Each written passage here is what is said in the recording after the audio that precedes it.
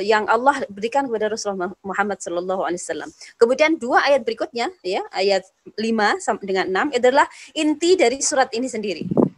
Kemudian 2 ayat berikutnya, ayat terakhir adalah konsekuensi setelah mengetahui surah Al-Insyirah ini. Ya, jadi kalau di dalam bahasa balaghah bahasa Arab itu ada yang namanya ring composition. Ring composition atau ring structure itu adalah struktur yang sangat common, sangat umum dipakai oleh Allah SWT di dalam Al-Quran gitu ya. Kalau kita melihat ayatul kursi, ibu yang pernah mendengar penjelasan tentang ayatul kursi, atau kemudian kalau surah Al-Baqarah itu panjang sekali ya, tetapi banyak para mufassirin, linguistik mufassir especially, itu mereka melihat bahwa ada, jadi mereka itu pakai ring, bukan mereka ya, Allah itu memakai ring composition di mana central point-nya itu ada di tengah, pinggir-pinggirnya itu berkaitan. Jadi ayat pertama itu berkaitan dengan ayat terakhir, ayat kedua berkaitan dengan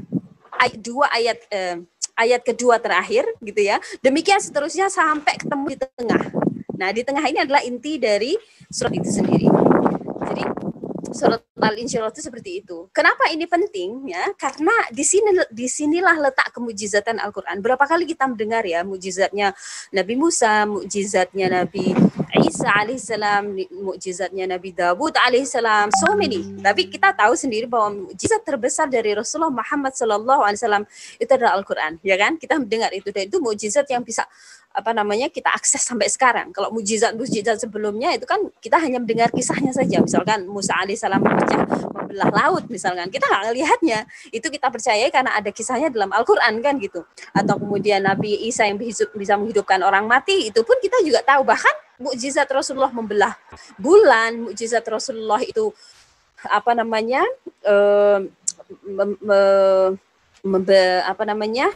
itu loh, ketika beliau ada gathering kemudian susu yang cuman bukan segelas ya, seteko itu bisa diminum oleh banyak orang gitu ya. Itu kan masih cerita. Nah, maksudnya masih cerita itu kita nggak bisa mengaksesnya, kita nggak bisa melihatnya secara langsung. Mukjizat yang bisa kita lihat secara langsung itu adalah Al-Quran. Di mana letak mukjizatnya? Di sini tadi, Ibu ya, di sini di gaya bahasa dari Al-Quran itu sendiri. Karena Al-Quran itu turun dalam bentuk kalam, bukan catatan, bukan tulisan, tidak mungkin diedit, tidak mungkin di-delete gitu ya, tidak mungkin di substitute gitu ya. Makanya sekali keluar itu nggak akan bisa ditarik lagi. Tetapi fakta bahwa ada ring composition ini tadi ya, di mana ayat pertama itu link dengan ayat terakhir, ayat kedua link dengan ayat terakhir yang kedua gitu ya.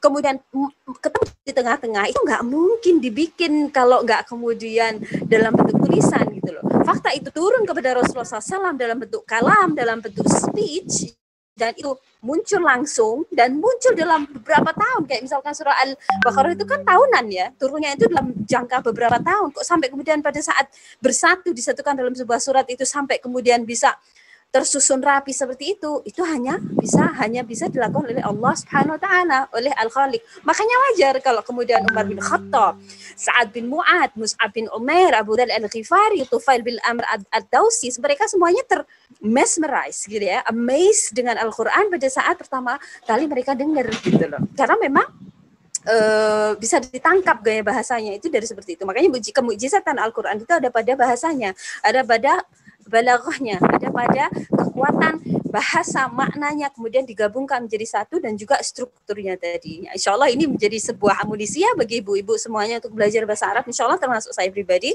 saya yang mendengarkan saja pingin gitu loh, pingin bisa saya mendapatkannya sebagai second source gitu ya, nggak secara langsung, tapi saya mendengarkan penjelasan, baru kemudian ya dulu pernah belajar grammar, nahwu, shorof dan seterusnya, baru kemudian kita bisa memahami. Masya Allah, ternyata begini ya indahnya kalau kita paham bahasa Al-Quran.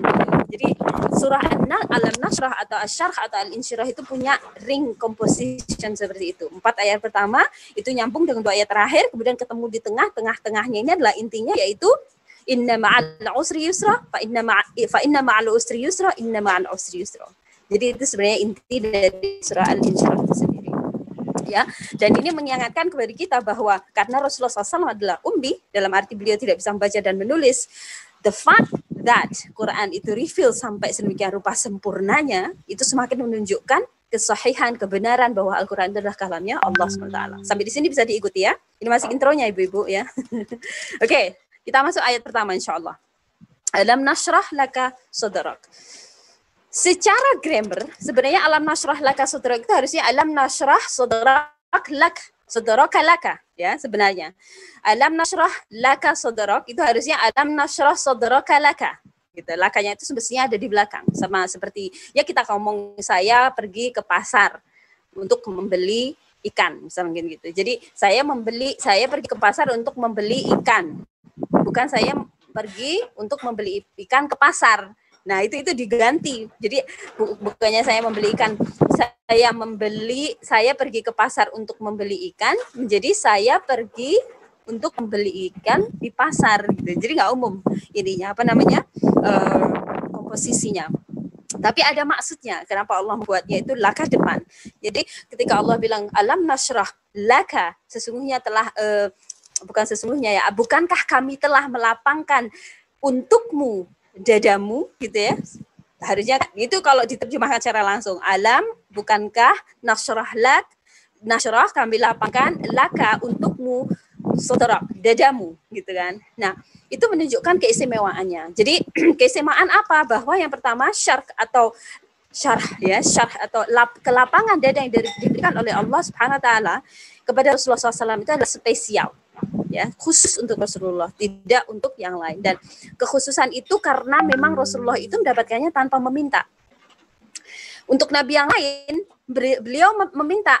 Ada yang ingat doa ketika Musa alaihissalam bertemu dengan diutus Allah untuk ketemu Fir'aun? Ada yang ingat doanya? Kalau kita mau belajar atau kita mau menyampaikan kajian talk itu biasanya Rabbi ishrahli sadri, ya kan? Rabbi ishrahli sadri. Doanya hampir sama. Jadi lafadznya itu sama. Isyrah di situ sama dengan syarh dalam surah Alam Nashrah ini. Tuhanku, lapangkanlah dadaku, kata Musa alaihissalam. Rabbi ishrahli sadri. Ya, sadri juga di situ Allah bilang alam nashrah laka sadrak. Ada kemiripan kan? Nah, lafadznya karena memang tugas para nabi itu nggak gampang. Jadi mereka butuh untuk dilapangkan dadanya. Nanti kita akan bicara apa maksud dari dilapangkan dadanya. Ya, oke. Jadi itu mirip dengan doanya Rasulullah Nabi Musa alaihissalam. Nah, selanjutnya apa yang dimaksud dengan Allah melapangkan dada Rasulullah SAW? Jadi ada beberapa pendapat. Yang pertama bahwa Allah memberikan cahaya itu di dalam dada Rasulullah SAW itu dijadikannya dada Rasulullah SAW itu menjadi luas dan lapang sehingga beliau yang awalnya sedih, frustasi. Kita ingat ya awal dari turunnya surah Al-Alaq itu apa yang terjadi kepada Rasulullah Muhammad SAW adalah beliau begitu frustasi dengan kondisi lingkungan. Beliau bukan orang yang individually selfish ya, yang nggak peduli dengan apa, terserah lu mau ngapain lah, nggak masalah gua, bukan. Rasulullah bukan tipe orang yang seperti itu. Rasulullah peduli dengan lingkungan, peduli dengan orang-orang di sekitar, peduli dengan society atau sosial yang ada di sekitar beliau. Beliau melihat sendiri kekeliruan ya, sekian banyak praktek-praktek yang salah ya, dan kemudian itu mengganggu ya, it disturb Rasulullah SAW, it make him feel very low, very down gitu ya. Kemudian berpikir, is this what the human being created for? Apakah ini maksud dari ciptakannya manusia? Kan Rasulullah berpikir seperti itu kan, sampai rasa low down, frustasi itu kemudian membuat Rasulullah SAW mengasingkan diri ke gua yang paling beliau suka adalah gua Hira, ya di atas gunung ya, yang dari situ beliau bisa melihat praktek-praktek yang mau praktis yang ada di Mekah pada saat itu. Nah, beliau mencari jawaban gitu loh. Nah, kalau Rasulullah SAW tidak mendapatkan petunjuk dari Allah pada saat itu dengan turunnya surah Al-Alaq, Iqra bismi rabbikal ladzi khalaq, ya jelas beliau akan tetap dalam kondisi seperti ini sampai seterusnya ya. Alhamdulillah Allah melampangkan dada beliau dengan menurunkan surah Al-Alaq, Iqra bismi rabbikal ladzi khalaq gitu ya. Karena memang jika seseorang itu dilapangkan dadanya, biasanya berarti Allah itu menginginkan dia itu mendapatkan petunjuk. Ya, dalam Quran surah Al-An'am ayat 125 Allah berfirman, "Fa may yuridillahu ayyahdiyahu yashrah sadrahu lil Islam." Barang siapa yang Allah menghendaki akan berikan kepadanya petunjuk, niscaya dia akan melapangkan dadanya untuk Islam.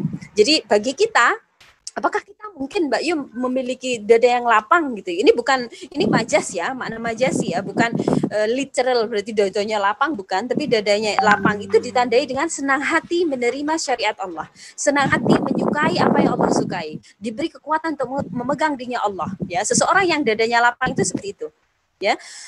Di mana dia tidak akan keberatan ketika Allah bilang, oh kamu wajib pakai kerudung, nggak masalah. Mereka dengan senang hati itu berarti dadanya, sudurnya itu sudah nasrah, sudah isyrah, sudah lapang, ya. Itu adalah nikmat yang besar loh Ibu. Kenapa? Karena nggak semua orang. Ada orang yang masih mempertanyakan, atau dalam bahasa kita if but, oh kok gini, Islam kok gini gitu ya. Jadi pertanyaan-pertanyaan yang membuat orang itu sedikit merasa berat dengan syariat Allah. Orang yang kalau sudah dadanya dilapangkan oleh Allah, mereka akan sangat senang sekali dengan syariat Allah. Entah itu syariatnya itu masuk akal apa enggak. Contohnya misalkan ya yang kontroversi itu, oh wanita itu enggak boleh nikah lebih dari satu, sedangkan laki-laki boleh. Wanita itu harta warisannya separuh dari laki-laki. Oh wanita itu misalkan tugasnya di rumah, sedangkan laki-laki bekerja di luar, misalnya gitu ya. Atau wanita itu misalkan dia harus mendengarkan atau minta izin kepada suaminya, tapi suami nggak harus minta izin kepada istrinya kalau keluar, misalnya gitu. Kok kelihatannya begini gitu ya, astagfirullah, na'udzubillah. Itu yang ditanamkan oleh para orientalis dan orang-orang yang pengikut Hizbus Syaitan itu begitu. Tapi orang yang sudah lapang dadanya, mereka tidak akan pernah merasakan keberatan sedikit pun. Hatta syariat itu tidak cocok dengan apa yang dia inginkan gitu ya. Itu contohnya. Nah, makna yang kedua selain lapang dada itu adalah kemampuan, kesabaran, kekuatan menghadapi sulitnya dan dakwah. Jadi Allah melapangkan dadanya Rasulullah SAW supaya beliau itu memiliki kekuatan yang luar biasa untuk menghadapi tantangan dakwah yang begitu keras ya, begitu susah gitu. Inilah yang dihadapi oleh Musa alaihissalam. Nabi Musa alaihissalam tahu sendiri Fir'aun itu seperti apa. Enggak, karena dia hidup di dalam rumahnya Fir'aun kan. Dia tahu bagaimana Fir'aun itu begitu sombong, Fir'aun itu begitu keras gitu ya, dan dia bisa melakukan apa saja tanpa takut kepada apapun ya. Jadi untuk bisa memiliki ketenangan, kekuatan, beliau meminta kepada Allah SWT, Rabbi isyrahli sadri gitu ya. Nah, sama juga Allah Subhanahu wa taala melapangkan dada Rasulullah tanpa diminta, sehingga beliau itu memiliki kesabaran, kemampuan untuk menghadapi medan dakwah ya. Bayangkan ya Ibu, bayangkan sekarang ya. Beliau itu harus menghadapi pembesar-pembesar Quraisy yang bebal, ya, di mana apapun itu mereka lakukan untuk menghentikan dakwah Rasulullah SAW. Beliau dihina, dicaci, dimaki, difitnah, diberi ancaman, sahabat-sahabatnya disiksa. Ajaran beliau dijadikan lelucon, dijadikan bahan ejekan. Kemudian mereka bahkan pernah ya, insya Allah ibu-ibu kalau membahas sirah Rasulullah SAW, sirah Nabawiyah itu akan dapat ya kisah ini, di mana ada masa di mana Rasulullah SAW ketika beliau berdakwah, misalkan beliau itu mendatangi sebuah kaum gitu ya, sudah selesai menyelesaikan dakwahnya itu, nanti setelah beliau pergi akan ada orang yang mendatangi kaum itu, kemudian menafikan apa yang disampaikan Rasulullah. Jangan didengar itu. Orang yang baru ngomong tadi dia gila, orang dia gini, dia gitu. Dia bohong, dia cuma ngopi kitab lama gitu. Jadi yang diomongkan tuh nggak benar. Jadi seperti itu. Ada juga jadi mereka itu deploy orang-orang sampai pinggiran Mekah ya. Sebelum mereka masuk ke Mekah, mereka sudah dikasih wanti-wanti, hati-hati. Nah, pernah nggak dengar kayak gini? Ada orang yang bilang hati-hati jangan dengerin si A, hati-hati jangan dengerin si B gitu ya. Jadi sudah diberi orang, kalau sudah ditanamkan seperti ini, orang akan jaga diri, jaga jarak gitu loh. Jadi ini dilakukan sebelum masa haji. Ya, salah satu korbannya itu adalah Tufail Al-Amr bin Amr Al-Dawsi ya, yang dia itu sudah diberikan, dia itu orang cerdas, orang pintar di baninya, kemudian dikasih tahu jangan, nanti kalau kamu masuk nanti ciri-cirinya ada orang kayak gini, dia nanti akan ngomong, dan omongan-omongan itu adalah sihir, katanya gitu. Itu yang akan membuat kamu menjadi orang yang berubah, gitulah intinya. Kamu jadi berubah, kamu nanti menjadi musuh anakmu, musuh bapakmu, segala macam. Jadi Tufail itu akhirnya takut juga. Kemudian disumpeli kupingnya ya, dikasih cotton di dalam telinganya supaya nggak dengar omongannya Rasulullah Sallallahu Alaihi Wasallam. Jadi ini yang dihadapi Rasulullah. Ya, sekarang bayangkan Ibu, kalau kita naik bus, naudzubillah min dzalik, semoga Allah melindungi kita dari hal-hal yang seperti ini. Kita naik bus. Kemudian kita diikuti oleh orang yang misalkan seperti ini. Si ini itu begini sih, dia itu kriminal, diludahi, ya. Kemudian dilempari kotoran, Setiap hari seperti itu. Kira-kira kita ngerasa sedih nggak? Kita ngerasa depresi nggak? Kita ngerasa berat nggak dalam hati kita? Of course. That is a human nature. Dan Rasulullah itu manusia. Walaupun beliau Rasul, beliau manusia yang punya perasaan, yang punya hati. Gitu loh. Ketika beliau ditreat seperti itu oleh orang-orangnya sendiri, dan beliau adalah noble family, atau orang yang punya posisi dalam arti itu, beliau itulah orang yang terhormat, ditreat sedemikian rupa karena Islam yang beliau bawa, bisa dibayangkan sedihnya, bisa dibayangkan sakitnya, gitu loh. Wajar kalau kemudian Allah itu harus expand his chest atau melapangkan dada beliau sehingga beliau bisa menerima treatment yang sifatnya seperti ini, dan tetap bukan menerima dalam arti kemudian diam saja, enggak, tapi tetap bisa berjalan di jalan yang susah ini tadi. Jadi perlu, Nabi itu perlu, kita pun juga perlu. Kita pun perlu berdoa kepada Allah, Rabbi shrah li sadri. Kenapa? Karena nggak gampang memegang Islam, apalagi hidup di London, apalagi hidup di dunia barat, ya kan? Kita pakai kerudung aja mungkin sudah dijudge, kita pakai jubah apalagi, kita pakai hitam-hitam apalagi, gitu ya. Jadi banyak sekali hal-hal yang membuat orang itu jadi down ketika mereka praktis Islam, apalagi di dunia barat yang kita menjadi minoritas, ya. Jadi perlu kita berdoa kepada Allah, ya Allah Rabbi shrah li sadri, lapangkanlah dadaku sehingga aku bisa menghadapi kesulitan ketika memegang Islam. Oke. Ini masih ayat pertama ya, nggak tahu nanti selesai apa enggak. Mungkin kalau nggak ada kita sambung di part kedua insya Allah. Saya nggak mau panjang-panjang, nanti malah bluber kemana, muntah-muntah ntar. Ya, oke.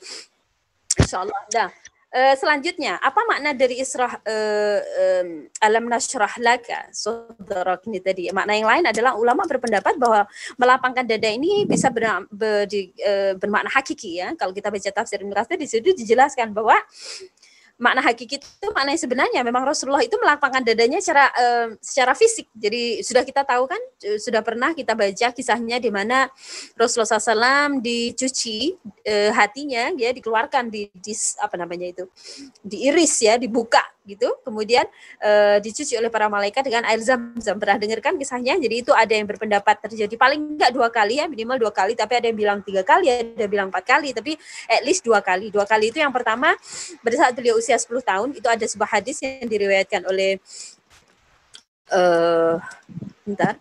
diriwayatkan dari Anas bin Malik, ya. Oke, jadi Anas bin Malik diriwayatkan hadis riwayat Muslim. Jadi Rasulullah SAW didatangi malaikat Jibril ketika beliau sedang bermain dengan beberapa anak. Jibril kemudian menangkapnya, menelentangkannya, lalu Jibril membelah dada beliau. Jibril mengeluarkan hatinya dan mengeluarkan dari hati beliau segumpal darah beku sambil mengatakan, ini adalah bagian setan darimu. Jibril kemudian mencucinya dalam wadah yang terbuat dari emas dengan air zam-zam, lalu ditumpuk, kemudian dikembalikannya ke tempatnya. Sementara teman-temannya menjumpai ibunya dengan berlari-lari sembari mengatakan, sesungguhnya Muhammad telah dibunuh, kata anak kecil-kecil ini tadi, ya. Kemudian mereka bersama-sama menjumpainya, sedangkan dia dalam keadaan berubah warna kulitnya pucat. Anas bin Malik mengatakan, saya pernah diperlihatkan bekas jahitan di dadanya. Subhanallah. Jadi memang pada saat itu Rasulullah memang didatangi malaikat Jibril, dan ini terjadi pada saat beliau umur 10 tahun, kemudian terjadi lagi pada saat beliau melakukan perjalanan Isra dari Mekah ke Al-Quds, ya, ke Palestine. Nah, itu sebelum beliau melakukan perjalanan itu, beliau ditidurkan di Hijr Ismail. Jadi di dekatnya Ka'bah itu kan ada yang separuh yang circle itu loh, ya, di Hijr Ismail di situ. Kemudian di sesuatu hal yang sama terjadi kepada Rasulullah Muhammad SAW. Jadi ada ulama mufassirin yang menganggap bahwa alam nashrah laka itu bermakna ini tadi, bahwa memang dadanya Rasulullah itu dibuka dan kemudian dilapangkan, dibersihkan dari hal-hal yang buruk, dari hal-hal yang salah. Maka kemudian wajar kalau kemudian Rasulullah SAW itu bebas dari dosa, gitu, ya, karena beliau seorang Rasul. Nah, jadi itu.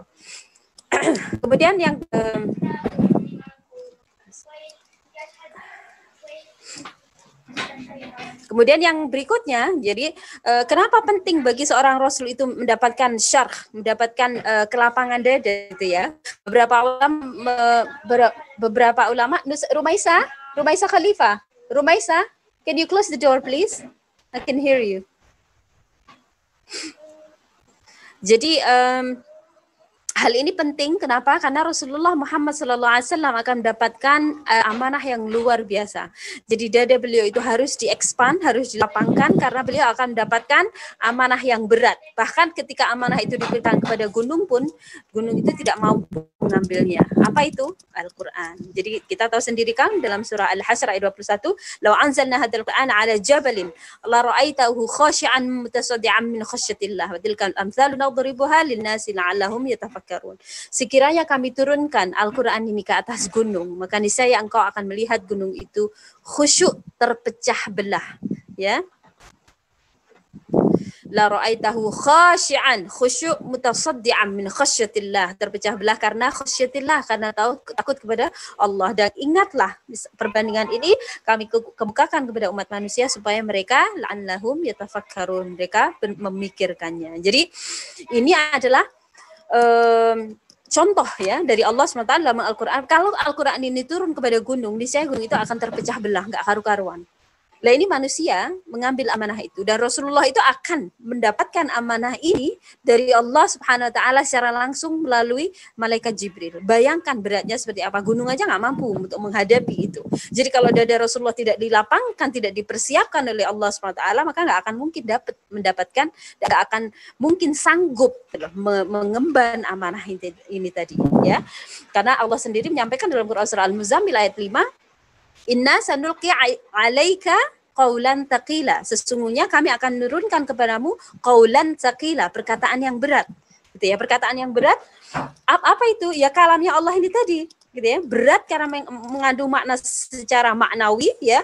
Secara maknawi memang Al-Qur'an itu punya value yang berat, gitu ya, yang punya kekuatan yang sangat luar biasa. Secara secara zahir juga ketika Al-Quran itu turun kepada Rasulullah Muhammad SAW itu luar biasa susahnya, ya.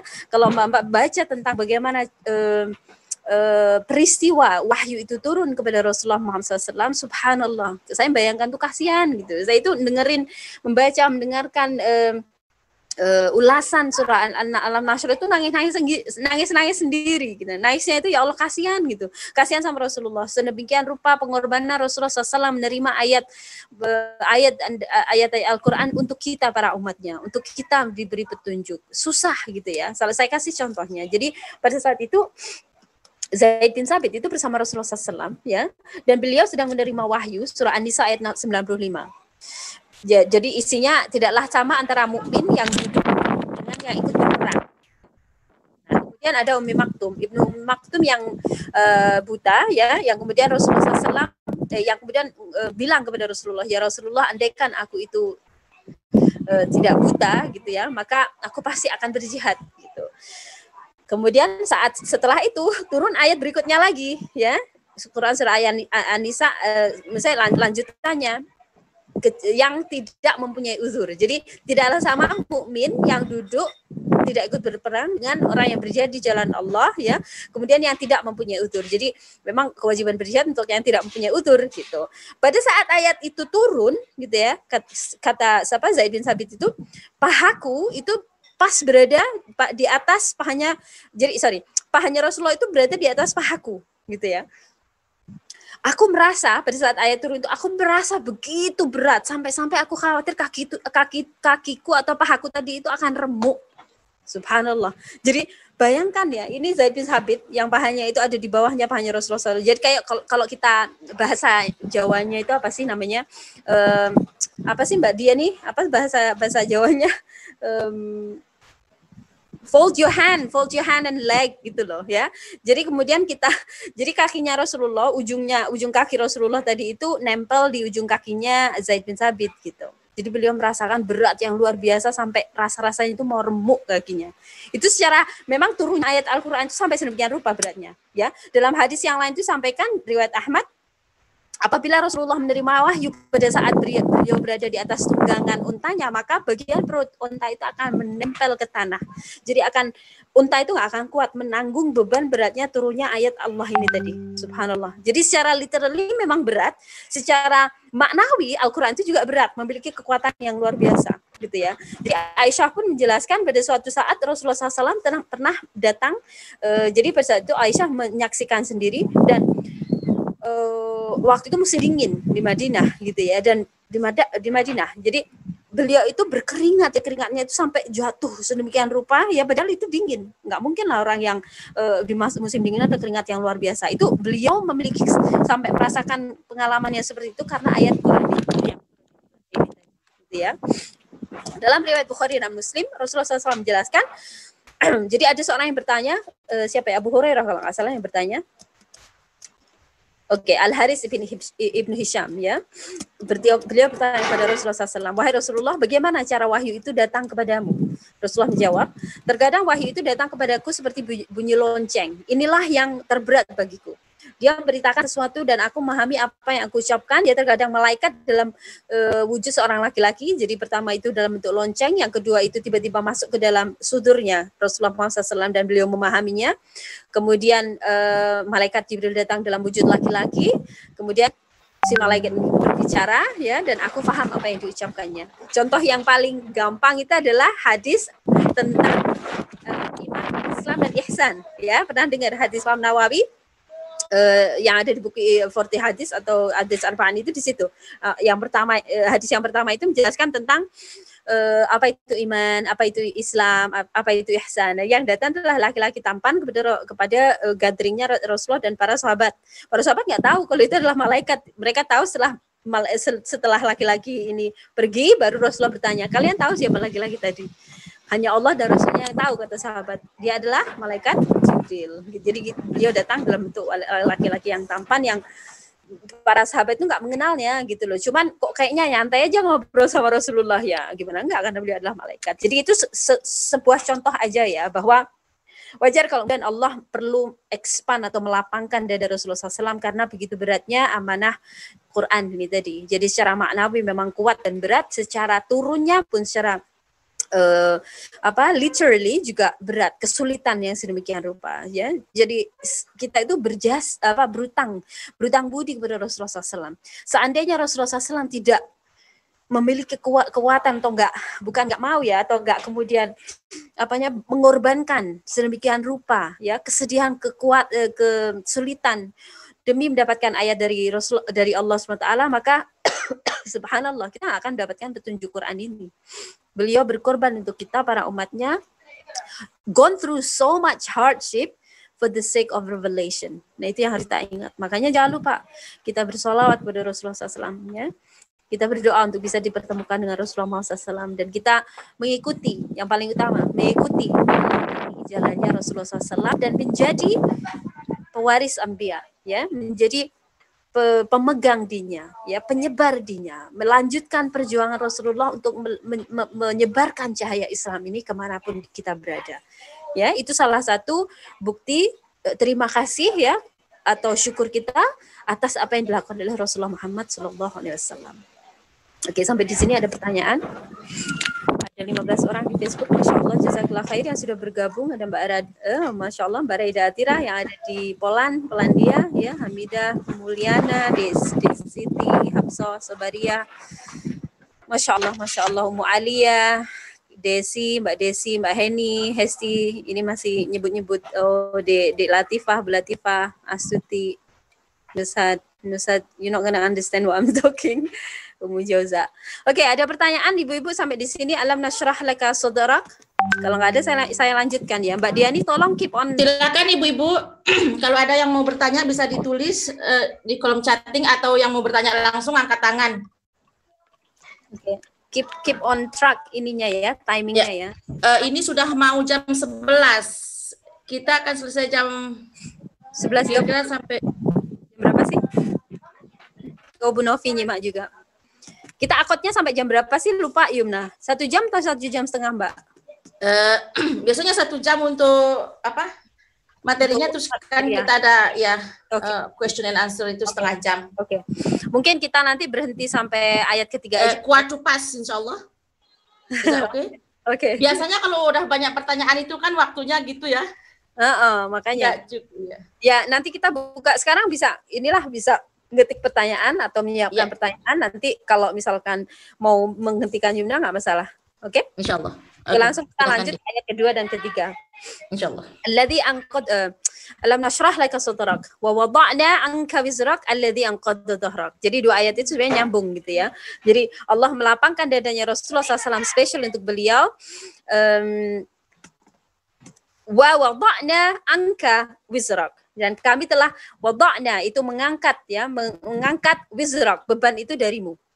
Wa wada'na. Jadi Rasulullah Allah SWT memakai lafadna ya, kami telah menghilangkan beban itu darimu. Jadi wizrak itu beda dengan hamil. Jadi dalam Al-Qur'an, dalam bahasa Arab itu hamil itu orang hamil ya, kalau bahasa Indonesia hamil itu sebenarnya adalah beban ya. Jadi hamil itu ya memang beban, orang hamil itu kan membawa beban ya, bawa beban bayi di dalam tubuhnya.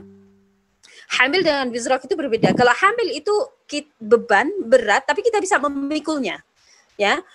Sedangkan wizrak itu beban berat yang sangat-sangat berat. Kalau kemudian terus itu dipikul, itu akan bisa menghancurkan dirinya. Jadi saya bayangkan gini ya, kalau kita nggak pernah ke gym ya, kemudian tiba-tiba ada orang suruh kita membawa beban itu di dhahrak, di atas punggung kita ya, 100 kg.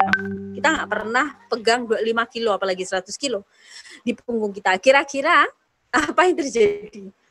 Mungkin kita langsung ambruk, atau mungkin kaki kita itu langsung kerak gitu ya, atau mungkin kita wes jerit-jerit kalau orang Jawa bilang, enggak, jangan gitu ya, udah nggak sanggup. You know it's gonna be very very tough, and then most likely you can't do it. Ya, beban Al-Quran itu ya, beban Al-Quran itu sedemikian rupa beratnya sampai gunung aja akan terpecah belah gitu kan. Beban mendakwakan Islam itu juga berat karena Rasulullah menghadapi sekian banyak tantangan dan kesulitan gitu. Oke.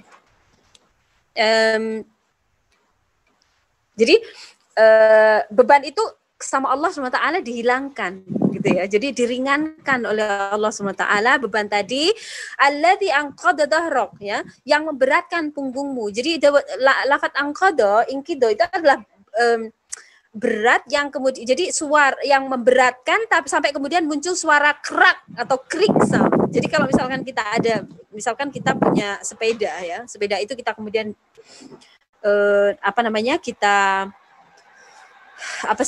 kita naiki, tapi kemudian kita tumpuki dengan sekian banyak barang-barang ya. Kalau di desa itu biasanya ada obrok kalau bahasa saya dulu itu. Kalau sekarang apa ya? Yang jelas dia itu kita tumpuki barang-barang sampai kemudian berat sekali pada saat jalan itu krik gitu ya. Atau sama juga meja kita tumpuki sekian barang, kalau misalnya terbuat dari kayu gitu, engek gitu kalau bahasa saya. Jadi ada krik sound itu seperti itu. Anqadha itu seperti itu. Jadi beban itu sudah sedemikian rupa sampai membuat punggung Rasulullah SAW itu terasa sangat-sangat berat gitu ya. Atau sampai jadi itu kayak mau hancur gitu loh, kayak mau hancur. Tapi Masya Allah menolong Rasulullah. Makanya ayat ini spesial untuk Rasulullah SAW dan membuat hati beliau itu sangat bahagia karena memang ini janji Allah itu diberikan kepada nabinya, kepada Muhammad SAW ya. Aku lapangkan dadamu ya, aku angkat bebanmu yang telah membuat punggungmu itu keriki ya, membuat punggungmu itu terasa berat. Aku remove beban itu tadi gitu ya. Jadi bayangkan kesulitan itu tadi memang terasa sulit, tetapi tidak lagi membuat Rasulullah. Jadi Rasulullah bisa fokus dengan kerjaannya. Karena kalau orang itu tidak bisa move on dari beban yang berat itu tadi ya. Misalkan gini ya, kalau misalkan ini satu contoh. Kalau seseorang itu kehilangan anaknya, saya kemarin dapat cerita ada seorang teman yang kehilangan anaknya usia 10 tahun atau 8 tahun, saya nggak ingat, karena leukemia. Jadi dia meninggal gitu ya. Kemudian ada lagi yang kemudian hamil 8 bulan meninggal di dalam perut ibunya ya. Sebagai seorang ibu, hal-hal seperti ini akan berefek luar biasa. Bisa jadi itu akan membuat mereka depresi, bisa jadi mereka akan membuat mereka PSTD ya, post trauma jadi PTSD, post trauma syndrome disorder kalau nggak salah ya. Jadi membuat orang itu jadi trauma gitu ya. Nah, trauma itu bisa membuat orang itu jadi berubah ya, sebagai orang yang dulunya mungkin bahagia jadi sedih aja bawaannya, atau dia nggak bisa dari kondisi situasi dan kesusahan yang telah berlangsung sekian lama, mungkin 10 tahun yang lalu, masih kesedihan itu masih aja menggelayuti. Dan kesedihan itu menjadi lensa yang gelap yang melihat semuanya itu membuat jadi gelap juga. Paham ya maksud saya? Jadi orang itu kalau perasaannya itu belum bisa teratasi, emosinya itu belum bisa dikontrol, ya, kesedihan-kesedihan itu tidak bisa diluruskan, tidak bisa kemudian diangkat, ya, kemudian kita menerimanya, dalam bahasa kita itu ikhlas terhadap qadanya Allah, maka itu akan bisa mewarnai kehidupan kita ke depannya, bisa membuat judgement kita terhadap sesuatu itu jadi blur atau jadi gelap. Setiap ada, mungkin kita jadi takut melepas, contoh sederhananya kalau kita pernah kehilangan anak, mungkin pernah ada anak yang meninggal gitu ya, kita begitu jadi sangat attach kepada anak kita, atau mungkin kita nggak tega melepas anak kita kemana gitu ya, itu bisa mempengaruhi keputusan kita. Maka perlu bagi Allah SWT itu untuk menghibur Rasulullah SAW supaya beliau fokus dengan pekerjaan beliau untuk mendakwahkan Islam ini tadi. Kesusahan-kesusahan ini tadi tidak akan mengganggu hati Rasulullah SAW. Kesusahan-kesusahan dan kesedihan dan tantangan-tantangan ini tidak akan membuat Rasulullah SAW jadi weigh down, jadi khawatir, jadi frustasi, jadi sedih. Enggak. Ya sedih bisa, tapi enggak kemudian itu membuat menyelubungi beliau sampai kemudian enggak bisa melakukan tugas utama beliau untuk mendakwakan Islam. Jadi butuh untuk dibantu gitu ya. Bu Novi bertanya, surat Al-Insyirah ini hiburan bagi Rasulullah terkait dengan peristiwa apa? Jadi ini sambungan dari surah Ad-Duha, Bu. Jadi surah Ad-Duha itu kan waktu itu Rasulullah mendapatkan jeda yang lama ya. Ada yang bilang 6 bulan, ada yang bilang 2 hari, ada yang bilang 25 hari. Terlepas dari itu jumhur ulama setuju ada jeda wahyu gitu. Nah, jedanya ini membuat Rasulullah sangat sedih gitu ya. Kemudian dimunculkan reveal surah Ad-Duha ini tadi, dan juga tantangan-tantangan yang dihadapi oleh Rasulullah SAW ketika membawa dakwah ini kepada kaum Quraisy gitu. Jadi adalah hiburan yang diberikan kepada Allah SWT, bukan hiburannya sekedar hiburan ya, janji yang diberikan oleh Allah kepada beliau. Ya. Ayat berikutnya ini one of my favorite. Wa rafa'na laka dzikrak. Ya, dan kami tinggikan bagimu sebutan namamu. Subhanallah. Ayatnya itu sederhana. Wa rafa'na, dan kami tinggikan laka bagimu dzikrak. Ya, sebutan namamu, ya, dzikr, ya, menyebut namamu. Nah, ini apa yang dimaksud dengan lafaz ini gitu. Jadi Ibnu Jarir mengatakan dalam sebuah hadis, Rasulullah SAW pernah bersabda, Jibril datang kepadaku dan berkata, sesungguhnya Tuhanku dan Tuhanmu pernah berfirman, tahukah kamu bagaimana Allah meninggikan sebutan namamu? Ya, Rasulullah menjawab, hanya itu, wallahu alam, hanya Allah yang tahu. Jibril menjawab, Allah berfirman, apabila namaku disebut, maka disebut pula namamu bersamaku, kata Jibril. Maksudnya apa? Jadi para ulama setuju. Allah Subhanahu wa taala memuliakan Rasulullah SAW dari lafaz wa rafa'na laka dzikrak, dan kami tinggikan sebutan namamu itu dengan menyamakan, membersamakan lafaz Allah dengan Muhammad sallallahu alaihi wasallam. Kapan itu? Pada saat syahadat, ya kan? Asyhadu an la ilaha illallah nggak akan sah tanpa wa asyhadu anna Muhammadar Rasulullah, ya kan? Subhanallah. Jadi ini warafa'na itu, warafa'na dzikrak itu dimunculkan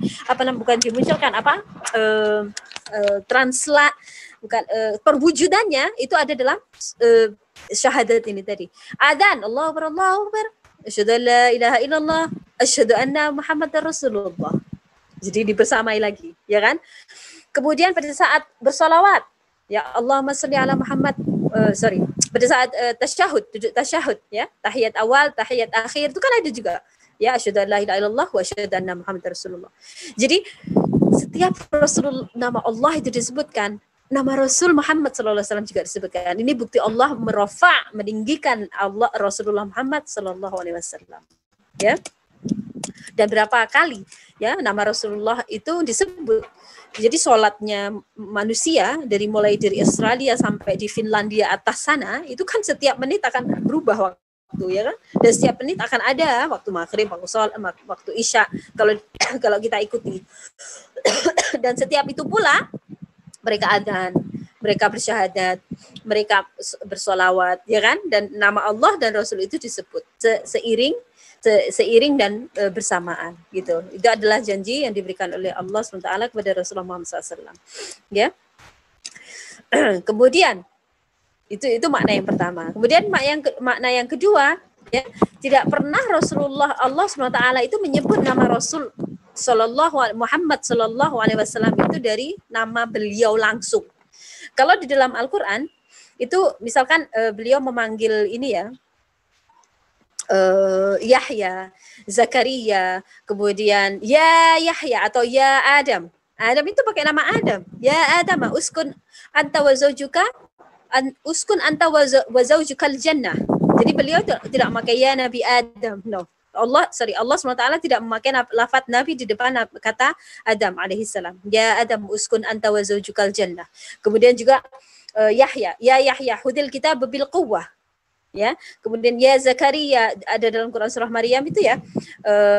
Kemudian ya Nuh, ya semua nabi-nabi selain Muhammad sallallahu alaihi wasallam itu Allah address them by their first name. Gitu loh. Ya Adam, ya Yahya, ya Nuh, ya. Ya Ibrahim, ya. Tapi Rasulullah Muhammad SAW tidak pernah diadres oleh Allah SWT dalam Al-Quran dengan langsung ya Muhammad. Nanti ada, tapi dalam bentuk lain. Misalkan beliau memanggil Allah Rasulullah Muhammad SAW, ya Nabi, ya ayuhan Nabi. Ya. Kemudian ada lagi, ya ayuhan Rasul. Ya, dalam surah tentang jilbab itu kan ya ayuhan Nabi qul li azwajika wa banatika wan nisa'il mu'minina 'alaihinna min jalabibihinna. Ya ayuhan Nabi. Ya. Kemudian kalau enggak, beliau Allah menjelaskan misalkan dalam Quran surah Ali Imran itu wa ma Muhammadun illa rasul. Jadi Allah selalu attach nama Muhammad sallallahu alaihi wasallam itu dengan rasul. Ya, wa ma Muhammadun illa rasul. Atau Muhammadun Rasulullah walladzina ma'ahu ashiddahu 'alal kafirin ashiddahu 'alal kuffar rahamahu bainahuma. Ya, jadi subhanallah, ini keistimewaan Nabi kita Muhammad sallallahu alaihi wasallam itu di situ. Atau kalau ayat yang lain kalau tidak ya ayuhan nabiyyu, ya ayuhar rasul, beliau Allah akan address Rasulullah SAW dengan ya ayuhal muzammil.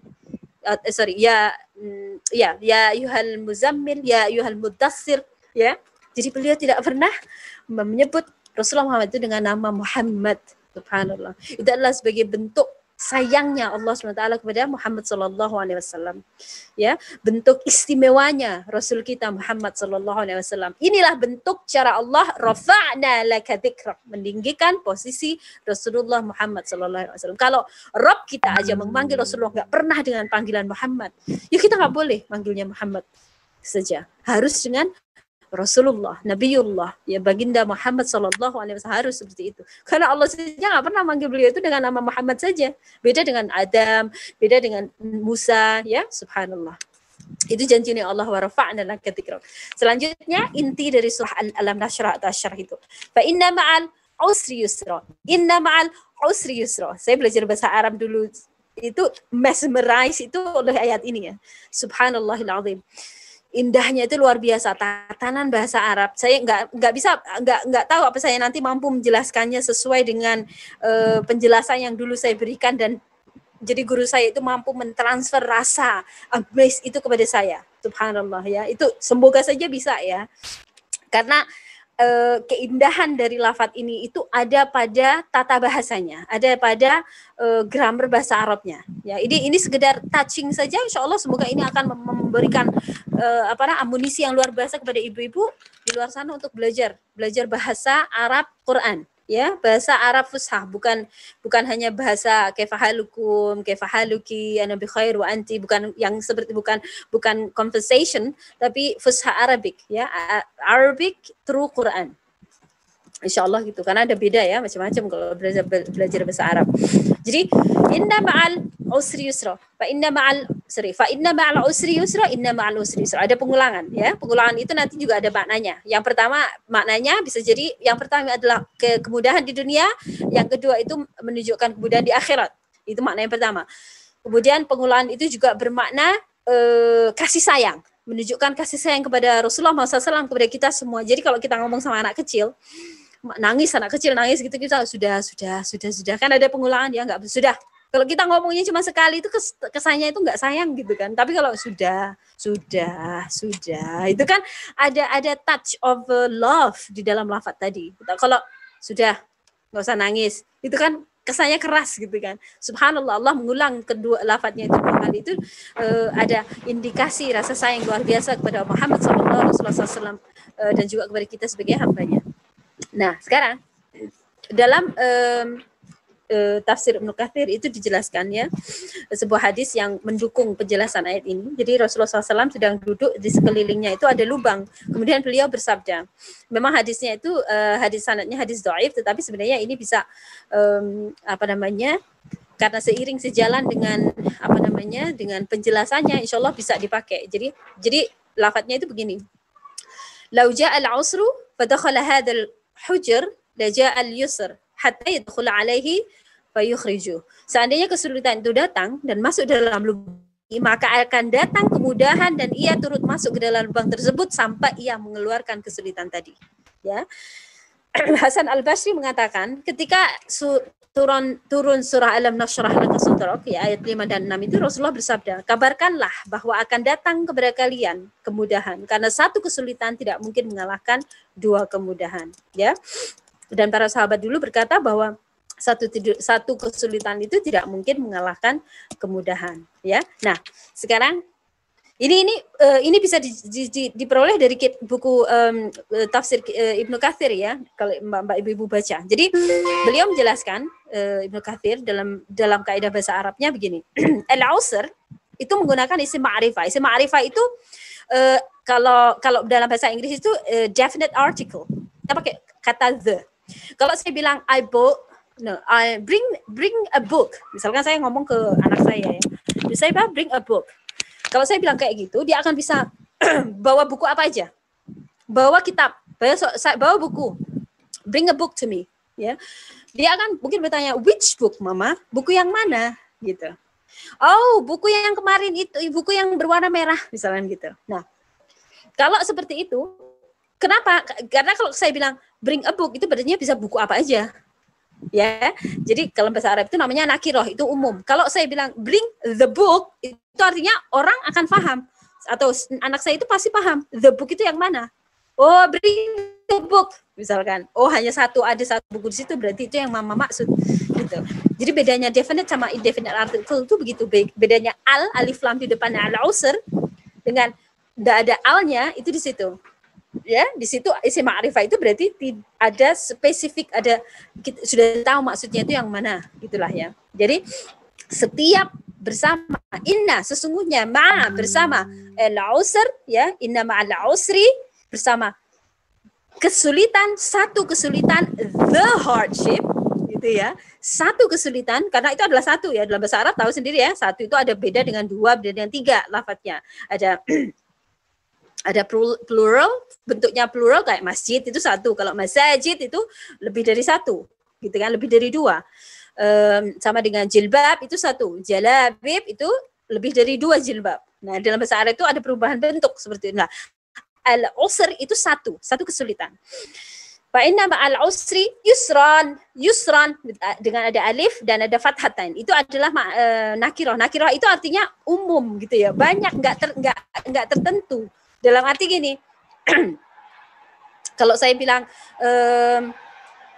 saya pergi ke pasar membeli ikan. Ikan itu bisa ikan apa aja. Tapi kalau saya pergi ke pasar membeli ikan itu. Ya, dalam bahasa Indonesia itu ikan the itu nggak bisa dimaknai sayangnya ya. The fish. Ya, ikan itu sudah tertentu ikannya yang mana. Kita udah tahu ikan yang mana gitu kan. Nah, ketika Allah mengulang lafaz itu dua kali, inna ma'al usri yusran, fa inna ma'al usri yusran, itu maknanya subhanallah, keren sekali. Kenapa?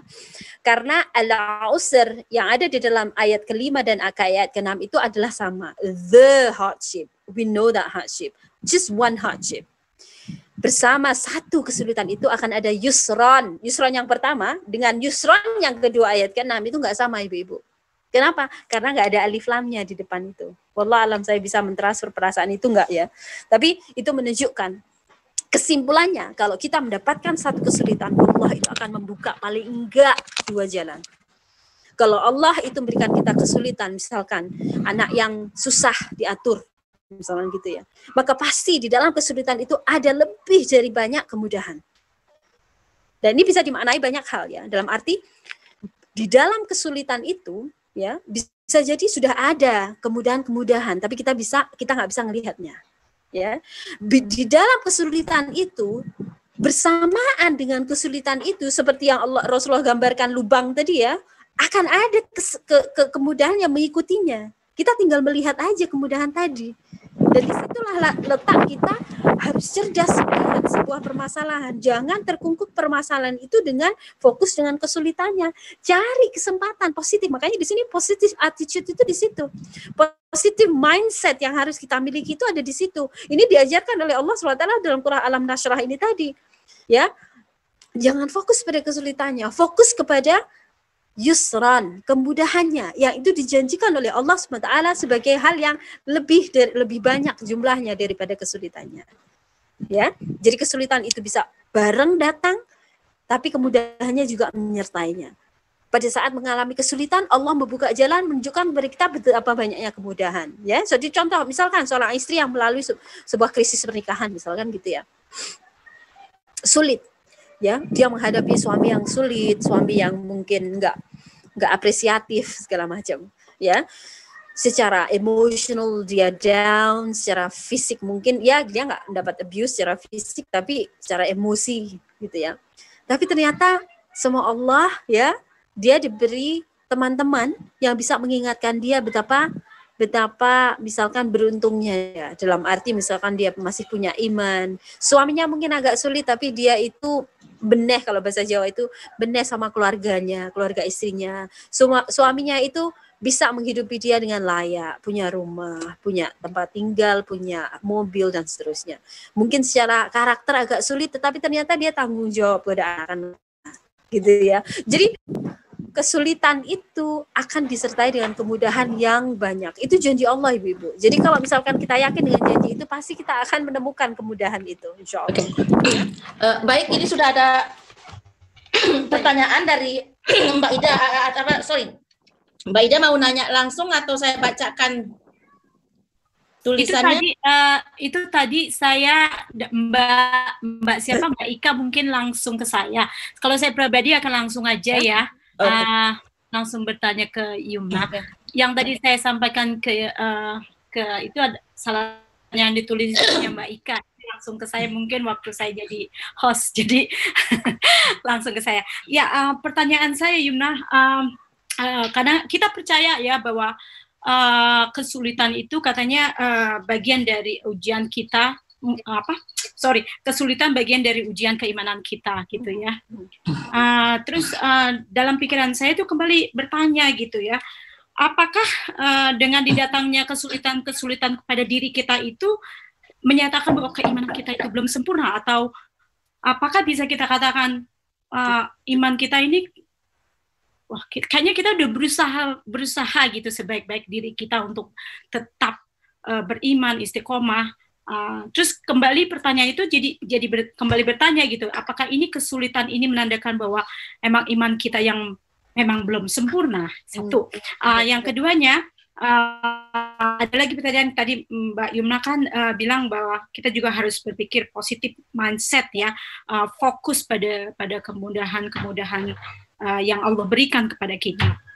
Nah, apakah dari ujian-ujian tersebut Allah sebenarnya memberikan, sebenarnya ada kaitannya sama tadi ya, keimanan tadi. Dari ujian-ujian tersebut, apakah Allah melimpahkan kepada kita pahala gitu untuk meningkatkan keimanan kita tadi yang kita merasa memang iman gue ini lagi belum sempurna ya gitu loh. Jadi ada dua kaitan itu tadi.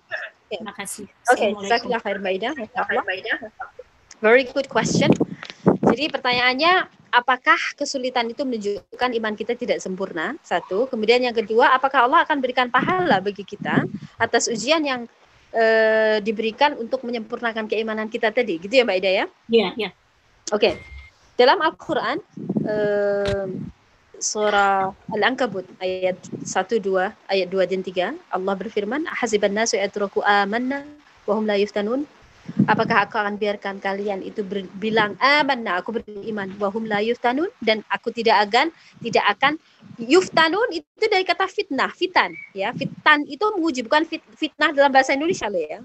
Fitan itu adalah ujian yang digambarkan, lafadz fitan itu yang digambarkan ketika seorang pandai besi, ya. Jadi fitan itu seperti ini, memasukkan besinya ya ke dalam api, kemudian diketok dong dong dong dong gitu supaya apa? Supaya tajam. Fitan itu seperti itu. Ditaruh di panas bara api, ditaruh di ya itu tadi ya, di tungku besi yang sangat panas. Panasnya bukan 100 derajat, harus lebih dari itu, karena kalau nggak seperti itu kan nggak bisa ngebentuk. Nggak bisa ngebentuk ini tadi pisau ini tadi ya, menempa. Fitan itu adalah tempaan. Ya, jadi orang yang beriman itu akan ditempa oleh Allah dengan ujian.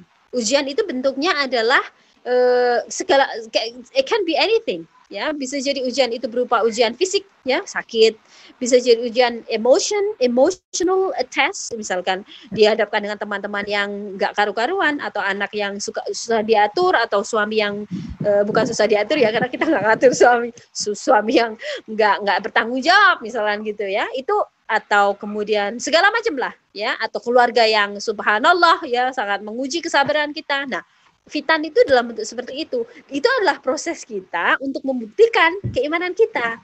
Jadi iman itu nggak bisa dikatakan nggak sempurna ya, Mbak. Saya kurang setuju dengan anggapan bahwa saya itu iman saya masih belum 100%. Subhanallah, nggak bisa dong, karena iman itu kan kepercayaan. Orang nggak bisa mengatakan saya percaya Allah besok 100%, terus sekarang itu 90%. Nggak bisa. Iman itu harus mentok, harus saya yakin percaya Allah itu adalah Al-Khaliq Al-Mudabbir gitu ya.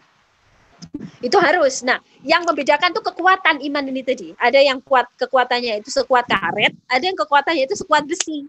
Nah, untuk bisa ya, kalau bahasa saya itu ya, itu adalah kalau saya membayangkan itu seperti orang olahraga.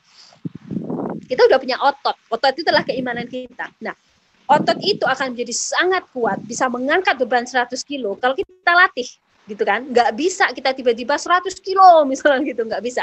Dan Allah sudah memberikan training regime itu personalized, you like it or not. That's the best thing, that's the interesting thing. Allah personalized the test to match our ability, to match the strength of your iman, to match the strength of your muscle, kalau bahasa saya. Jadi kalau kita itu punya personal trainer itu tahu inside out-nya kekuatan muscle kita. Nah, dia akan mendesain training program yang cocok buat kita, yang nggak kemudian membunuh sel-sel muscle kita dan membuat kita jadi sangat dan misalkan ya dia tiba-tiba ayo angkat ini 10 kilo.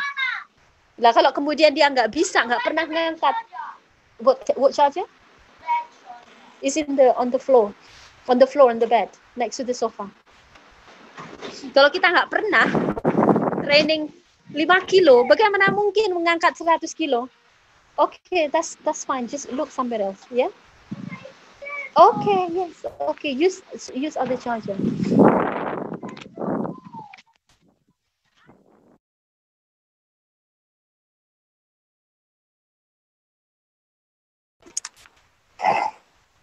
Oke, apa tadi?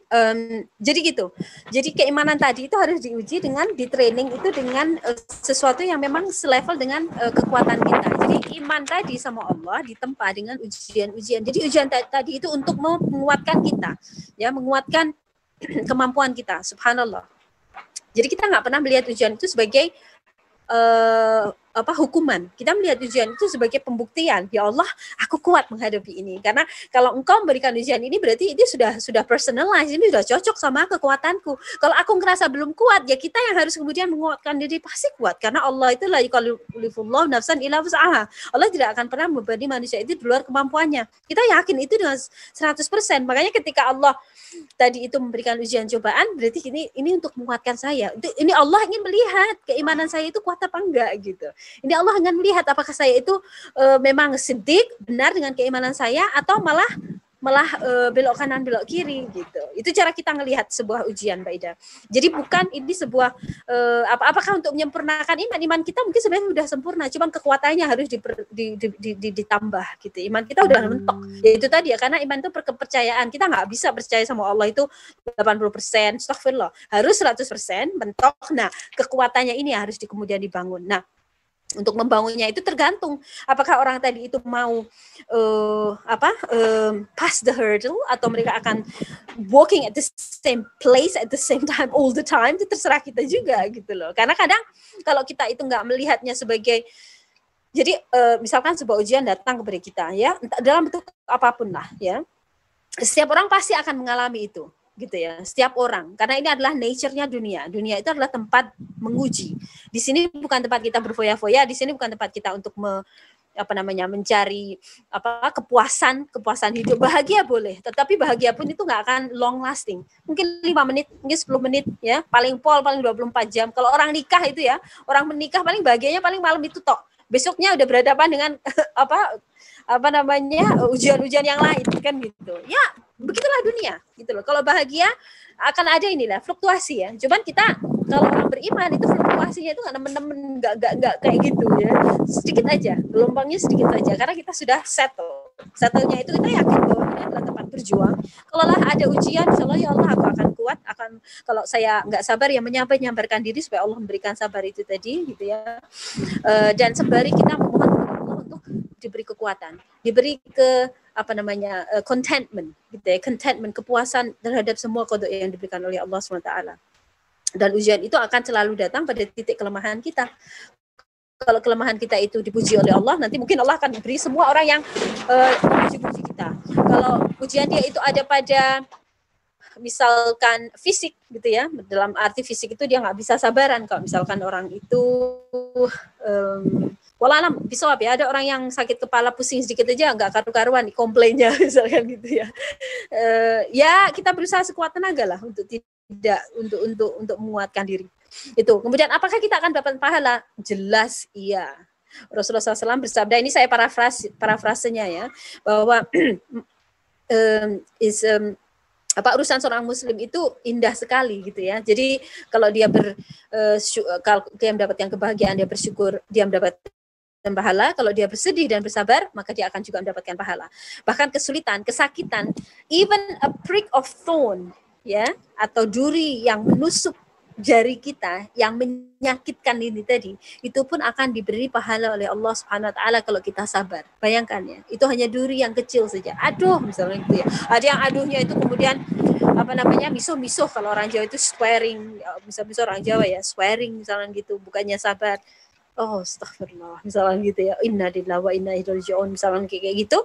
Enggak sabar, ya akan diuji terus dan enggak ada pahalanya ya. Udah sedih enggak dapat pahala, kan lebih menyakitkan lagi. Kan gitu. Iya, akan pasti dapat pahala kalau kemudian kita menunjukkan respon yang benar. Karena yang Allah minta itu hanya respon saja, Ibu-ibu. Kita nggak bisa, ada hal-hal yang tidak bisa kita kontrol dalam kehidupan dunia ini. Misalkan, ya kita dihadapkan dengan misalkan orang yang kita cintai tiba-tiba meninggal, misalkan tiba-tiba kita misalkan ya pernah ya saya nyetir kemudian ditabrak misalkan gitu ya, jadi nggak bisa dibuka pintunya, itu kan sesuatu yang tidak bisa kita kontrol. Kita pengen punya anak lebih dari yang kita punya, bisa lebih dari 2 tapi nggak punya anak misalnya, itu kan di luar kontrol kita. Nah, respon kita terhadap kondisi hal yang ada di luar kontrol kita itu yang akan dinilai oleh Allah, itu yang akan kita simpan sebagai catatan amal baik di hari akhir. Sedangkan hal-hal yang ada di dalam kontrol kita tentu itu kita harus lakukan, misalkan mencari ilmu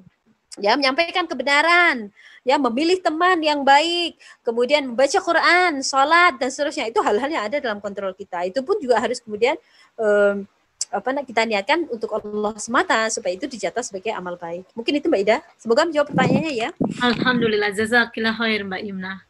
Oke. Silakan ibu-ibu yang lain, apakah masih ada yang mau bertanya? Langsung silakan.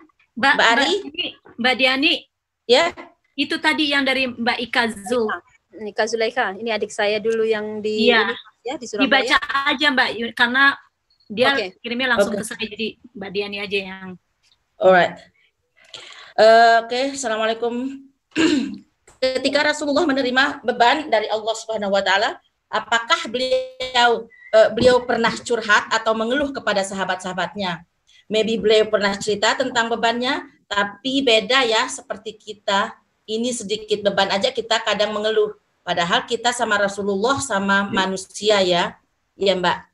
Gimana solusi mengurangi sering kita mengeluh? Oke, jazakallah khair.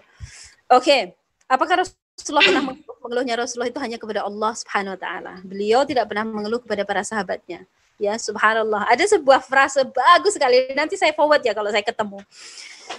Bagaimana mungkin kamu mengeluhkan Tuhanmu kepada ciptaannya? Subhanallah. That's such a deep words, I would say. Yeah. How can you complain about something that your Lord did and give to you, to His creation? Kita mengeluhkan keputusan Allah kepada hamba yang Dia ciptakan. Tahu kan maksud saya? Satu contohnya, misalkan. Aduh Mbak, saya itu ya gemes sama anak saya ini, bla bla bla bla bla. Anak kok gak ngerti diatur, anak kok begini, anak kok begitu, atau komplain tentang suami. Suami saya itu kurang ajar gini gitu ya. Jangan segitunya. Sampai segitunya ya. Mengeluhkan sampai kok bisa sih ya dia itu jadi orang gini. Tapi kita mengeluhkan ciptaan Allah ini kepada orang lain.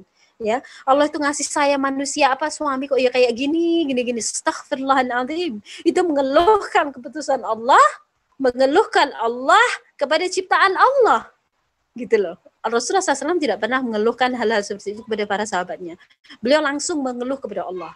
Yang paling profound, very powerful, sad, but yet very, vulnerable, itu adalah keluar saat Rasulullah SAW keluar ketika beliau pulang dari Bani Taif. Ketika dari Taif, beliau kan sudah kehilangan istrinya Khadijah radhiyallahu anha dan pamannya Abu Thalib. Jadi waktu itu beliau sudah benar-benar tidak mendapatkan perlindungan dari orang-orang di Mekah. Beliau pergi ke Taif berharap, karena Taif itu masih punya hubungan dengan Bani Hashim, berharap mendapatkan bantuan.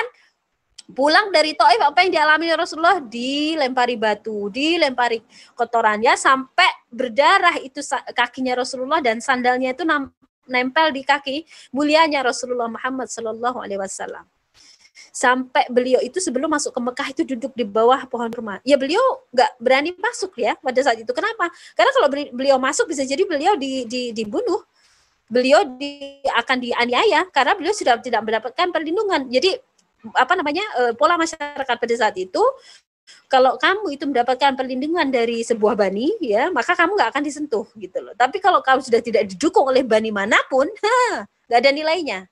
Jadi orang bani-bani itu bisa ngebunuh, nggak ada orang yang protes. Bisa dibilang gitu. Jadi Rasulullah itu berposisi seperti itu. Beliau tidak mendapatkan perlindungan sedikit pun, seorang pun. Padahal beliau itu noble family ya. Kakeknya beliau Abdul Muthalib itu adalah chief of Quraisy. Quraisy itu Bani Hashim, Bani As'ad, ya, Bani macam-macam. Jadi ketuanya itu kakeknya beliau. Ya, bayangkan ini kalau orang sekarang itu mungkin model aristokrat yang dekat sama queen gitulah. Itu aja nggak direken. Saking Rasulullah itu membawa Islam ini tadi. Pada saat itulah beliau berdoa kepada Rasulullah, kepada Allah SWT.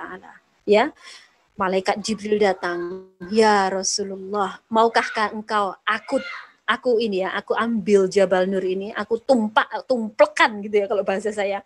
Tak coba nih, ya, mantap kalau Jawa itu. Tak coba nih di atas kepalanya orang-orang Taif ini tadi. Ya, Rasulullah itu ditawari demikian sama malaikat Jibril. Kata Rasulullah, jangan wahai Jibril, karena mungkin mereka belum percaya. Siapa tahu progeny itu keturunan mereka nanti akan percaya kepada risalah. Semua Saudi Arabia kan semuanya Muslim, ya. Kalau Allah, jadi itu mulianya Rasulullah, akhlak mulianya Rasulullah itu di situ juga. Pada saat itu Rasulullah benar-benar sudah komplainnya kepada Allah SWT. Sama juga ketika beliau perang Badar. Jadi perang Badar itu beliau benar-benar sudah khawatir dalam arti ya manusiawi lah, karena 300 lawan 1. Dan orang-orang Aus dan Khosraj atau Ansarin pada saat itu tidak berkewajiban untuk membantu Muhajirin berperang memerangi orang-orang kafir Quraisy yang ada di Mekah.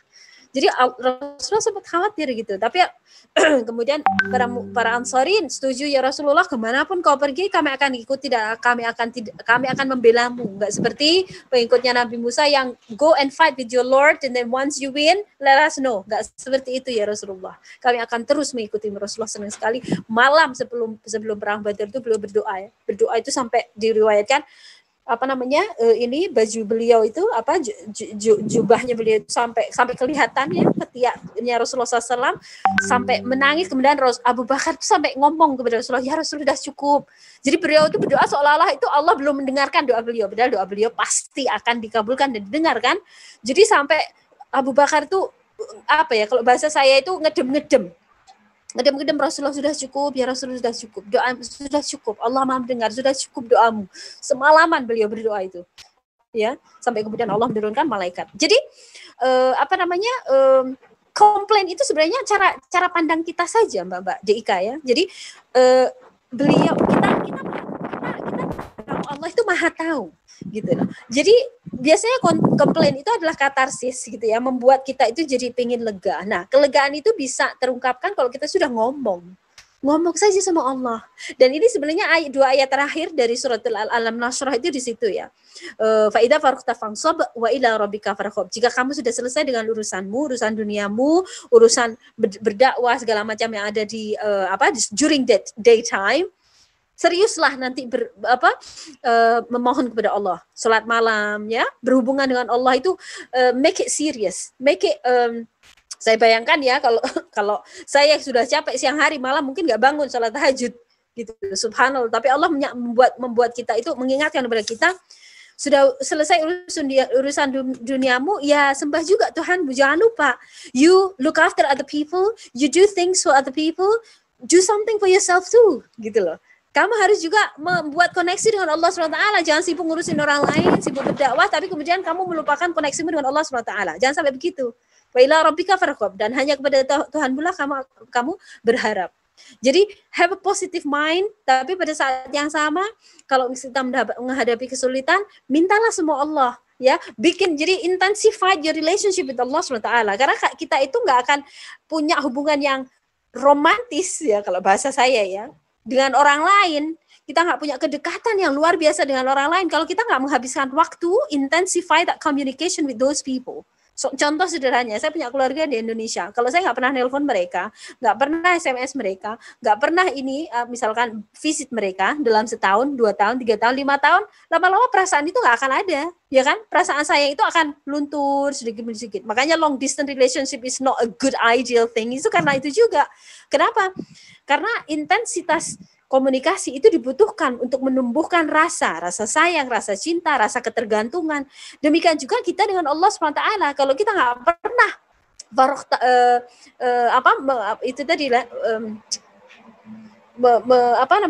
menjalin hubungan yang kuat dengan Allah SWT melalui ibadah-ibadah mahdah, melalui ibadah-ibadah sholat, baca Quran, puasa, ya, atau kemudian zikir dan seterusnya, maka hubungan itu tidak akan sedekat yang seharusnya. Gitu loh. Jadi kita boleh peduli kepada orang lain, berdakwah, belajar, mencari ilmu, kerja dan seterusnya. Tapi jangan lupa porsi kita dengan Allah SWT. Itu harus, karena disitulah nanti kekuatan kita itu akan bisa kita peroleh. Nah, bagaimana kita supaya tidak mengurangi, bagaimana supaya kita itu tidak sering mengeluh? Kita ubah aja cara berpikirnya. Jadi kalau bahasa psikologi itu ada half full, half empty, half full glass.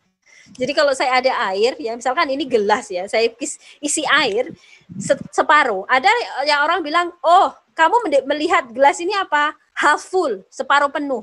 Ada yang bilang half empty, separuh habis. Ya, dalam arti orang itu bisa melihat satu realitas itu dengan cara kacamata yang berbeda.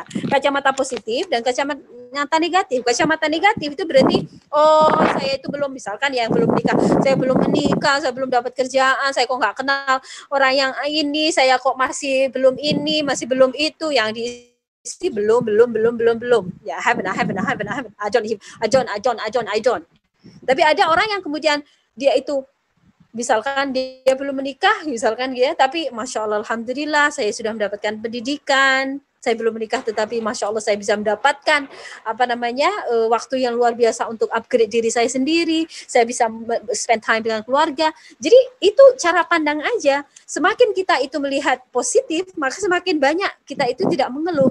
Semakin kita melihat negatif, semakin kita banyak keluhan gitu. Jadi intinya sebenarnya gitu aja. Jadi Allah sudah mengajarkan inna ma'al usri yusra fa inna ma'al usri yusra inna ma'al usri yusra. Jadi ikuti saja formula itu, ya, formula itu. Jadi kalau ada kesulitan pasti ada kemudahan. Lebih dari itu. Kalau otak kita itu fokus pada kesulitannya, sebentar. You tell yourself, you mention it to yourself. Stop right there, gitu ya. Saya akan cari kemudahan-kemudahan sekali around us, gitu ya. Kemudahan-kemudahan yang sudah Allah munculkan melalui kesulitan ini pasti ketemu. Bismillah ya Allah, bantu saya ya Allah. Lihat kemudahan-kemudahan itu, bantu saya. Ya, supaya kita nggak kemudian termakan dengan kesulitan-kesulitan tadi sampai kemudian kita wear us down. Itu saja kuncinya untuk kita bisa quote-unquote bahagia dalam hidup itu di situ. Insya Allah kalau kita mampu.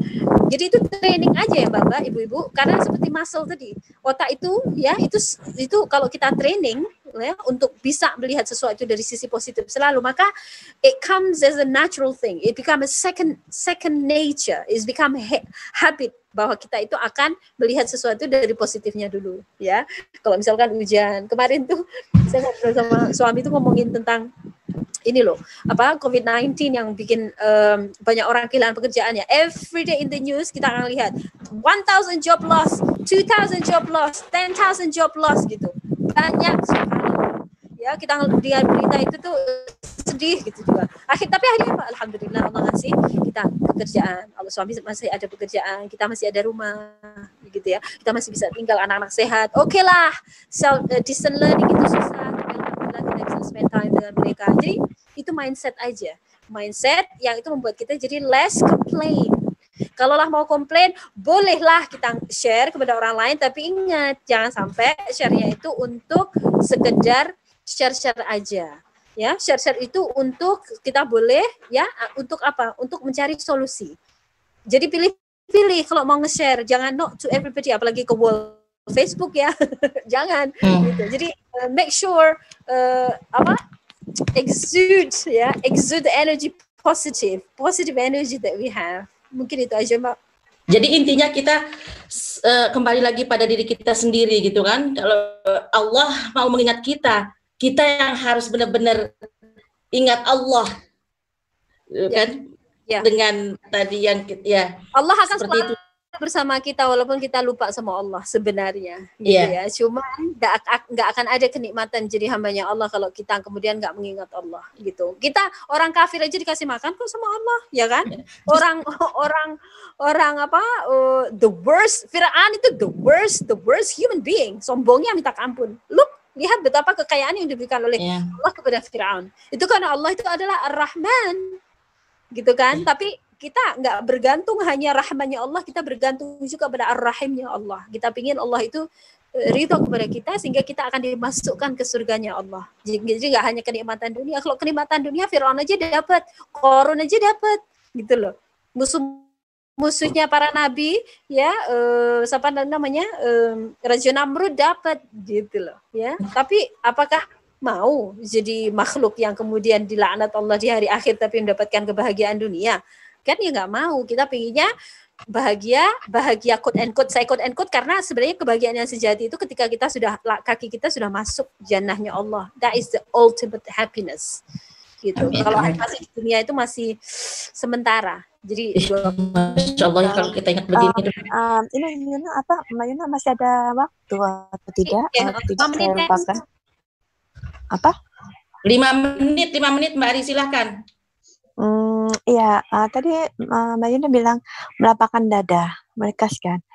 Apa yang namakan lapang dada? Kata Mbak Yuna kan Rasulullah melapangkan dada. Kita sebagai manusia, kita sudah melapangkan dada ya, maksudnya dengan ujian apapun itu, yang kan seandainya contohnya, anak kita gini, suami kita di ini, apapun itu, kita melapangkan dada. Apakah kita harus membalas dendam atau hanya alhamdulillah ini hanya tes, ini hanya cobaan, apa yang ditempuh, apa yang kita diterima, hanya lapangan dada saja. Kita manusia. Okay. Emang tidak bisa membalas dendam apapun itu. Memaafkan, tapi kita emang memaafkan itu pintu surga. Apapun itu ya. Apapun hinaan itu, apapun itu ya, memaafkan. Tapi setidaknya hati kita lapang, tapi pikiran kita sama. Kok begini? Gimana itu solusinya? Jadi gini, Pak. Ada sebuah kejadian yang ketidakadilan ya yang dilakukan oleh manusia. Ada ketidakadilan yang memang itu jatuh atau qada Allah SWT. Dalam arti bukan ketidakadilan ya. Jadi gini, kalau Allah pasti adil. Misalkan melahirkan anak yang cacat, misalnya gitu, kita nggak punya andil apa-apa. Walaupun kadang ada orang yang makan segala macam. Oh, karena kamu makan ini, karena mau makannya anakmu cacat. Astagfirullah, nggak ada hubungannya. Itu sudah qada Allah seperti itu. Tapi ada juga ketidakadilan yang disebabkan karena kedoliman manusia.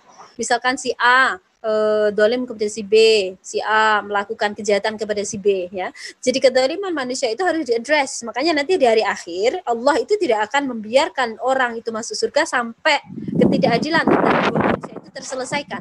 Akan ada nanti ada namanya saya lupa namanya kontoroh ya kalau nggak salah, land ya, playing field, di mana nanti manusia-manusia yang dispute di dunia itu nanti akan diselesaikan di situ. Misalkan saya pernah, naudzubillah ya, semoga enggak menyakiti Mbak Diani, misalkan saya enggak sadar nyakiti Mbak Diani. Mbak Diani nyimpen sampai hari akhir. Di situ nanti dipanggil saya sama Mbak Diani. Dulu itu kamu begini, kamu begitu. Nanti ditampakkan filmnya di hadapan kita. Ternyata yang kalah Mbak Diani. Ya, misalkan ya. Ya justru nanti dosa saya atau pahala saya Mbak Diani saya ambil, atau dosa saya dibawa ke Mbak Diani. Makanya jangan tunggu hari akhir, karena kita nggak tahu nanti di versinya Allah itu sebenarnya siapa yang salah, kan gitu. Kalau kita maafin di dunia sekarang, insya Allah Allah akan berikan pahala kemaafan itu kepada diri kita. Pasti itu disimpan sama Allah pahala kemaafan itu di hari akhir. Oh, Yumna udah maafin Diani, misalnya gitu. Disimpanlah kemaafan itu sebagai sebuah pahala. Nanti di hari akhir perkara sebenarnya yang salah itu Yumna, no problem, karena saya sudah memaafkan dan sudah dapat porsi ini tadi. Nah, kalau kedoliman itu dilakukan oleh manusia dan ada ketidakadilan di situ, ya kita harus bersikap, kita harus bertindak gitu loh, karena kemungkaran itu harus diluruskan. Marra aminkum mungkaran falyughayyir bi yadihi fa illam yastati fa bi lisani fa illam yastati fa bi qalbihi wa dzalika adhaful iman.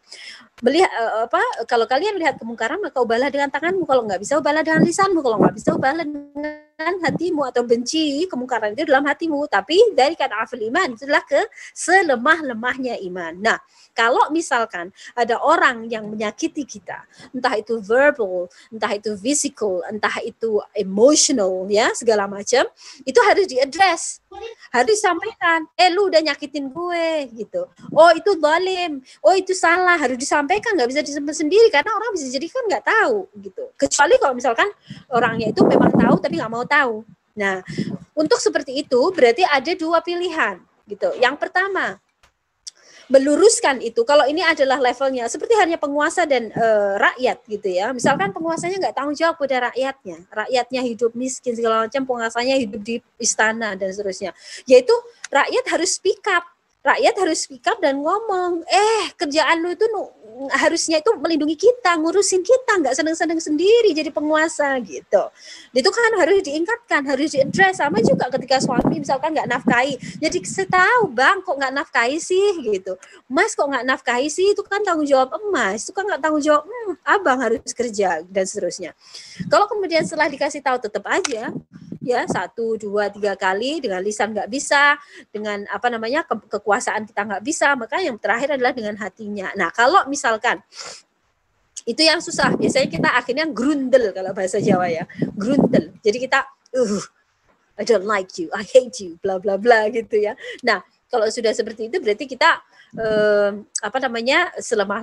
selemah-lemahnya iman sebenarnya gitu. Sebisa mungkin sebenarnya kita harus bisa mengubah. Nah kalau misalkan ada orang nyakiti, seperti halnya Rasulullah SAW itu tadi ya, dilempari kotoran, Rasulullah dihina, dicaci, Rasulullah itu memaafkan mereka semua.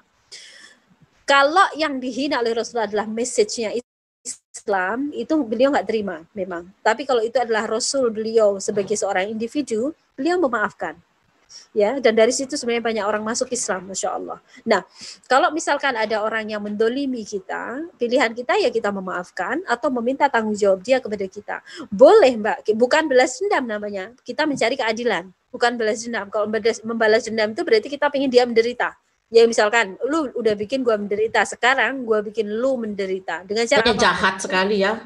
Nah, itu berarti Nggak bisa. Kalau kita mencari keadilan itu beda lagi. Masalahnya keadilan itu hanya bisa ditegakkan kalau menggunakan hukum Islam. Kalau keadilan itu ditegakkan dengan hukum non-Islam, itu biasanya yang muncul tetap aja ketidakadilan gitu loh. Nah, tapi apa yang kita punya sekarang adalah hukum yang sekarang, ya, what can we do? That's all we can have at the moment. So don't worry. I mean, you go ahead, no problem gitu loh. Tapi kalau kemudian itu nggak mungkin, ya bisa jadi kita menyimpan itu untuk hari akhir. Menyimpan di hari akhir itu nanti Allah yang akan mengadil. Aku simpan keadilan itu di hari akhir. Dan subhanallah, indahnya Islam itu kan di situ ya. Saya bayangkan orang-orang yang ada di Yaman, yang sekarang kelaparan, di Suriah, itu tanggung jawab siapa? Tanggung jawab penguasa, tanggung jawab orang-orang yang punya kewajiban gitu loh. Nah, nanti orang-orang yang meninggal ini nggak akan diam. Di hari akhir Allah akan mempertanyakan penguasa yang melihat, tahu, dan deliberately make those people feel that way. Ya, dia pikir aman gitu ya. Jadi kita sebenarnya harusnya lebih takut pada judgment Allah di hari akhir gitu loh. Makanya benar-benar kita harus hati-hati dalam bertindak, berlafaz gitu ya, supaya nggak kemudian kalau Allah menyinggung tanpa kita misalkan kita menyampaikan kebenaran, wajib berkerudung, ada orang nggak berkerudung tersinggung, ya, what can we do? That's the truth. Gitu kan. Nah, kalau seperti itu, tapi nggak kemudian, lu gimana sih nggak pakai kerudung, kok pakai, misalkan terus dengan lafaz-lafaz menghina, gini gitu misalnya, astaghfirullah, itu yang salah, itu cara penyampaian yang salah. Tapi kalau kemudian kita sampaikan baik-baik, orang tetap tersinggung, padahal itulah kewajiban, yaitu antara dia sama Allah, kita nggak bisa apa-apa, karena kewajiban kita menyampaikan. Oke? Udah puas Mbak Ari dengan jawabannya? Ya udah, thank you ya. Pendengarannya kok nggak puas gitu ya? Karena masih tempat tidur, masih dalam tempat di tempat tidur. Nanti lah aku di grup aja di WA ya. Oke. Sebenarnya saya banyak pertanyaan juga, tapi karena berhubung waktunya, makanya. Jadi saya mungkin nggak usah bertanya ya, Mbak Yu. Boleh satu aja deh. Ke 3 menit ini, just 3 minutes left. Sorry.